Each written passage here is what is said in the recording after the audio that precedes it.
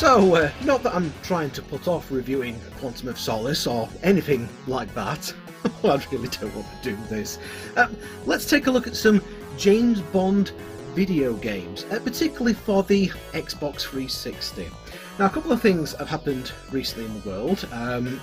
Shops are now starting to reopen in the wake of coronavirus, although social distancing is still being observed. Some of these shops that have been reopened include your likes of Game and Computer Exchange and places like that. Also, recently we've had an announcement of like a new Xbox and a new PlayStation on the horizon. So this means that a lot of games from previous gaming generations are going to become dramatically reduced, probably even more reduced now if you're looking for old Xbox 360 games. So in that, we thought we'd take a look and see what James Bond video games they are out there for the 360 and see which ones are worth your time, basically. So the first one that I want to take a look at here is Bloodstone. This is a third-person cover-based action shooter game similar to titles like Uncharted and Gears of War, with elements of stealth and melee takedowns similar to Splinter Cell Conviction. There's also a number of amazing driving levels as well to break up the shooting and stealthy bits. The developer is Bizarre Creations, who also did the top-notch driving games Gotham City Racing and Blur. Now, this isn't actually based on any existing James Bond films, but it is an all-original story set in Daniel Craig's era of Bond, with both Daniel Craig and Judi Dench lending their voice talents and their likenesses to Bond and M. Well, I say a likeness, the faces could have looked a little bit better if I'm being picky. But this is a perfect James Bond game. It's so much fun, and yet it doesn't really get talked about an awful lot. It's a bit of a title that's not really appreciated or known all that much, and I think that's mainly due to the fact that it's not named after a James Bond movie. Fans of 007 should definitely check this out. It is going relatively cheap now, and you should be able to find it even cheaper now, I should imagine. Now, of course, we did actually get James Bond video games that were licensed from the films themselves, and the first one of note is Quantum of Solace. This is the only Bond game to feature both first-person and third-person modes. It was the first James Bond game to be released on a 7th generation console, as well as the first to feature Daniel Craig's voice and likeness. Quantum of Solace came after a 3-year hiatus caused by Electronic Arts' inability to produce a game for the release of Casino Royale in 2006. And as soon as EA lost that license, Activision were in there to quickly swoop it up.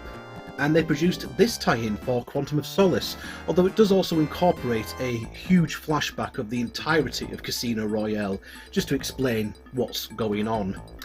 Essentially, the game is a huge Call of Duty 4 reskin, and doesn't really have enough going for it in order to hold your attention for too long. Despite the fact that Activision swooped in and grabbed the license, this is a pretty lazy release, and to be honest, you might be better off sticking with Bloodstone, to be honest. Or perhaps you'd like to have a look at this next game that we're looking at, which is GoldenEye Reloaded. Now, this is meant to be a remake of the classic N64 title, but again, we've got Daniel Craig in place as Bond rather than Pierce Brosnan, which seems a little bit weird because you're still going through the GoldenEye storyline. Considering that the game's developer, Rare Software, is now owned by Microsoft, and the video game rights to the James Bond franchise are held by Activision, you would have thought that everything would be aligned for them in order to do an exact replica of the N64 original, with maybe some tidied up visuals and put it all in sort of HD loveliness. It doesn't actually do that. It's basically an entirely new game. It certainly comes close to hitting the same high notes as the N64 original, as well as being able to compete quite nicely with more sort of modern shooters, but if you're expecting an exact version of the N64 original, or again even just a HD release, you might be a tad disappointed. However, despite that, it's still a stonking good shooter. And then the final Xbox 360 game that we want to look at that features on our man Bond is 007 Legends. Now this has released a tie-in with the 50th anniversary of the Bond film franchise, and it does this by incorporating the stories of 6 Bond films. One film chosen from each Bond actor's series of films, and retells them, again with Daniel Craig in place.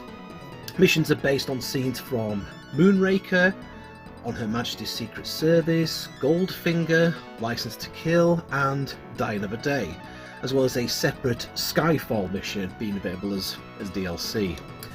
Now what this actually does, again, it takes those sort of iconic moments of James Bond featuring, all those other Bond actors, Sean Connery, Roger Moore, George Lazenby, Pierce Brosnan, and basically has you playing as Daniel Craig instead, which seems a little sacrilegious to me, if I'm being honest. I do like Daniel Craig as Bond, but the fact that you've got him there in Moonraker instead of Roger Moore seems a bit odd. Surely they could have gotten to use like the license, to use the likeness of the other Bond actors, surely.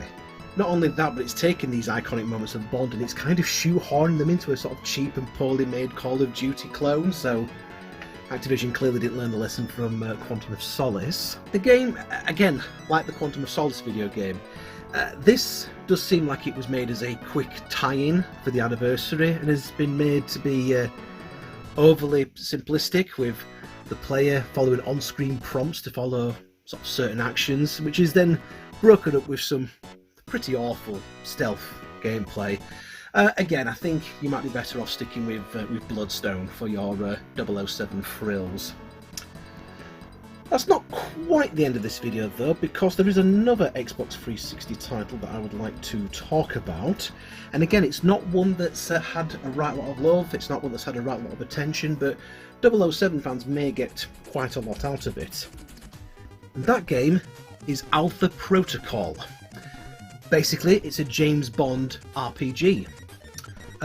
Most RPGs would have you in some sort of fantasy realm that looks like something from Lord of the Rings, something that's been done a million times over.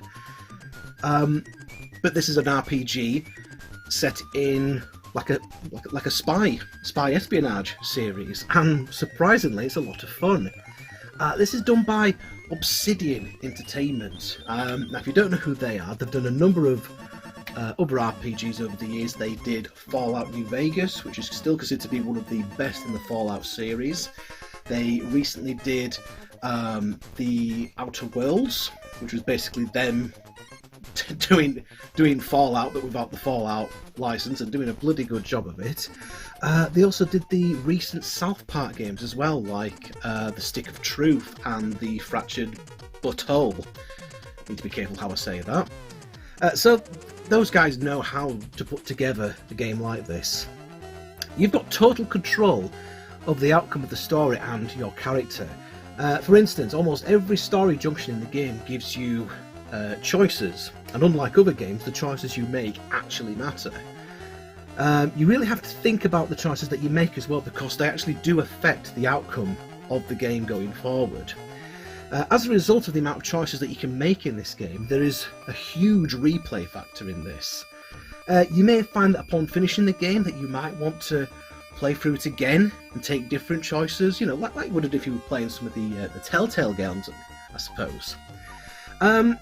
Admittedly, it does look a bit ropey in places, and the controls could have done with a bit of refining, which may have been the factor that sort of put some people off. But if you can look past all that, you'll find a lot of enjoyment out of Alpha Protocol. So that was my quick rundown of James Bond, or James Bond-esque games for the Xbox 360. Hope you enjoyed that. Coming up soon will be my review of Quantum of Solace, so please remain subscribed to the channel so you can check that out, and any other sort of James Bond related content that I'll be coming out with, which I'll be continuing to do whilst we're in lockdown and until myself and Luke can meet up in the bunker again, or the pub. Anyway, until then, this is the Big Daddy D signing out, and I'll catch you next time.